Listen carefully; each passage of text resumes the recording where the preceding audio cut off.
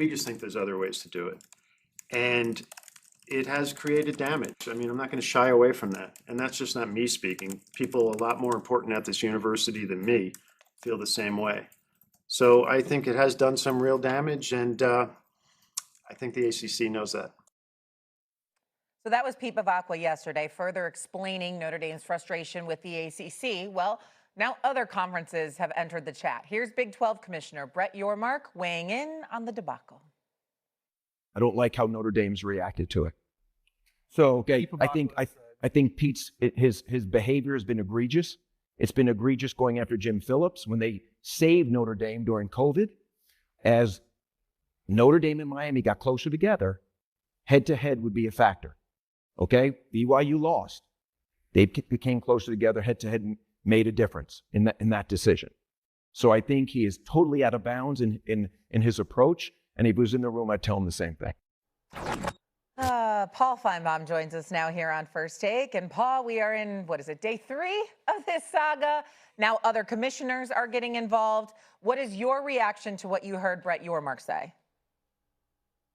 I think Yormark is correct, but the real problem goes back to Notre Dame. Pete Bavacqua has said a lot of things, Shay. He hasn't backed up anything. I mean, he just threw a bunch of rocks at the street, but he didn't touch anything. I mean, if he wanted to make a statement, hey, say we're getting out of the ACC, whatever it costs, whatever the legalities, but he didn't do that. He just made a bunch of empty threats, and I think as a result, Notre Dame has lost all credibility in this matter. All credibility, Stephen A.? Absolutely. Listen, I think Notre Dame has lost all credibility. Yormark was absolutely correct. He was right on point, and I think it's a big deal to hear somebody like him, who's known and highly respected within the sports world, to come out and to call an athletic director egregious, his behavior egregious, because it has been egregious by Bavacqua. No question about it. Listen, he goes on and he says that, the 10-game winning streak and it's unprecedented in history or whatever. And then Greeny has four better examples this season. This season, for crying out loud. So talk about engaging in hyperbole. I usually thought that was left to children or pundits on the air, for crying out loud. I didn't know that ADs participated in such things. But nevertheless, that's what Bavacqua did. And in the end, what it comes down to is this. Listen, Notre Dame prides itself on its independence, solely with football. Let's remind the world that they are associated with the ACC conference in every single sport but football and hockey. That's it. Think about that for a second. So in other words, you got the ACC, they step in when you don't have a conference during COVID. They step in, they help you out. You don't sit up there and repay them by becoming a part of their conference. No, you still say that was a one-year deal, but now that things are inching back to normal, we still going to hold on to our independence because we have no desire to look out for you like you looked out for us and be a part of your conference, uplift it, and share revenue with it. This is the decision that they made. And then what is the crime committed by Commissioner Phillips in the ACC? That he was looking out for an ACC team. That was his crime. Everything that the AD for Notre Dame is doing to look out for Notre Dame, the commissioner of the ACC was doing to look out for the ACC. You're knocking him for doing what you're doing. Think about that. It makes no sense.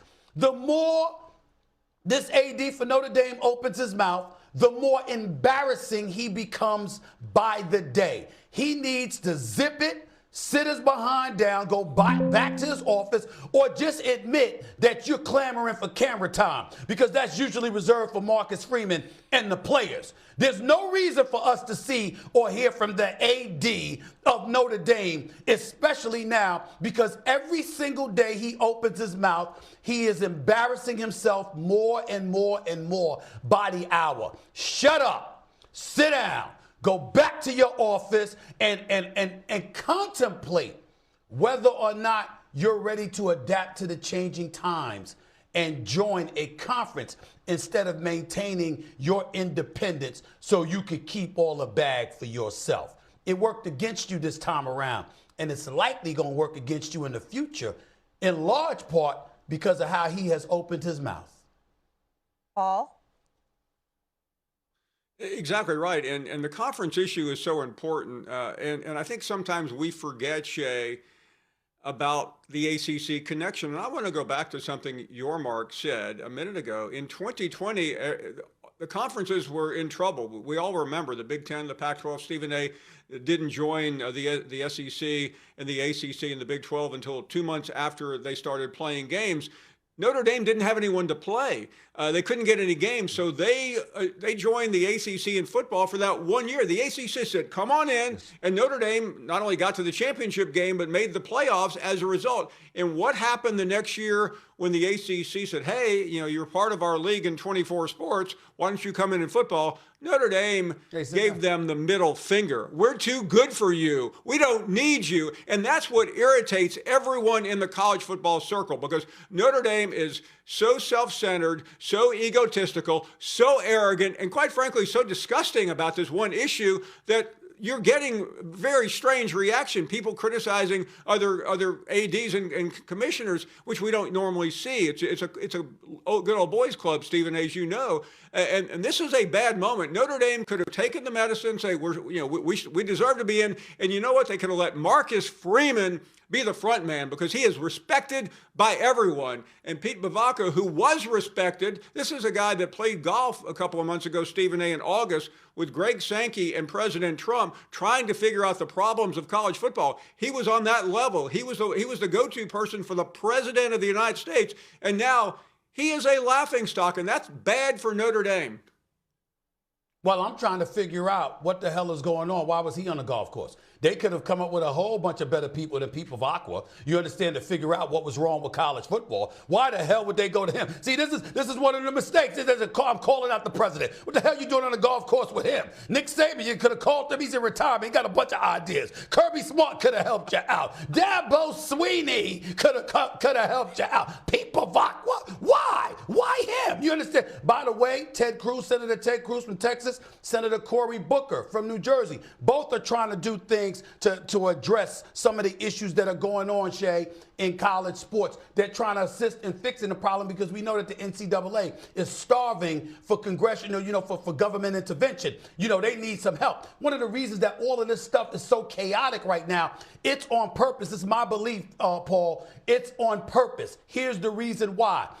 You never was receptive to NIL, transfer portals, things of that nature. We know that student athletes were being exploited by the NCAA for years. So what happens? How do we sit up there having to surrender to the changing times because of the exploitation that we engaged in for so many years? How do we address that? How do we fix it for ourselves to try to get things back to normal to some degree? You know what you do? You let chaos reign. Because by letting chaos reign, it forces the government to say, what the hell is going on here?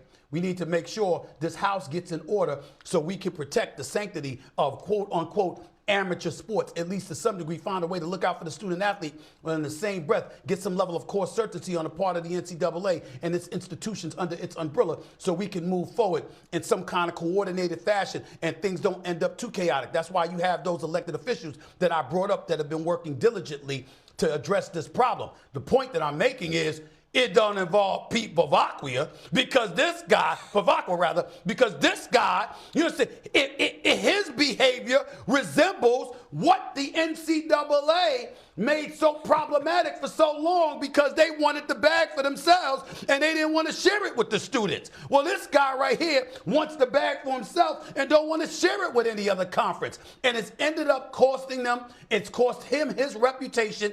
And by the way, Paul, we can't rule out whether or not it might cost him his head coach. Floor is yours, Shay. Okay. I know that was a good transition. Thank you. It was a good transition, but we're not going to get to what you think we're going to get to just now. I will say this about Pete Bavacca. He has to serve, obviously, as the athletic director, but he also serves as the commissioner, because Notre Dame is independent. So he's a little bit of both there. So that is why he's having these kinds of meetings, and does have to go to a podium. He has to answer for an entire university who is well-respected. Notre Dame is a well-respected university. They have a well-respected coach. They were in the national championship game a year ago. Now, we can disagree with what he's saying, but that's why he has to go to a podium and speak and defend his entire university. Go ahead. You love that movie, Shay, Jerry Maguire.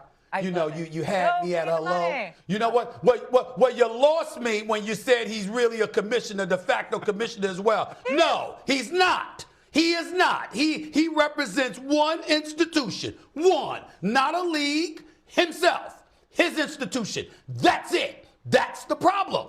If he represented a league, maybe he'd have some empathy for what Phillips was doing. Maybe he'd have a degree of understanding, even though I can't understand why it's such a struggle for him, since basically that's how he's acted over the last few years, his damn self. Go ahead, Paul. No, and by the way, it doesn't really matter, but he was friends with the president, Stephen A. Bavacqua was the head of the PGA of America, so they did deals at Doral and all the places that people do deals nowadays. But I completely agree. And if I could say something here, I just heard the campaign slogan of the 48th president of the United States, Stephen Anthony Smith. Stephen A., I like that. Where do I send a donation? No, thank you. No, thank you. I'm good. I like my life. I'm cool. I'm just making the point that, you know what, if you're about winning, because everything under you is so beautiful, it's so marvelous, it's so wonderful, why the hell are you golfing with that guy? Friendship, runs thick, I guess, because right now, Bavacqua, I don't know anybody that wants to be near him right now. Every time he's opened his mouth over the last 48 hours, he has sounded worse and worse. Seriously. Okay. We'll leave this right here. Obviously, winning and things can change very quickly. Let's go back.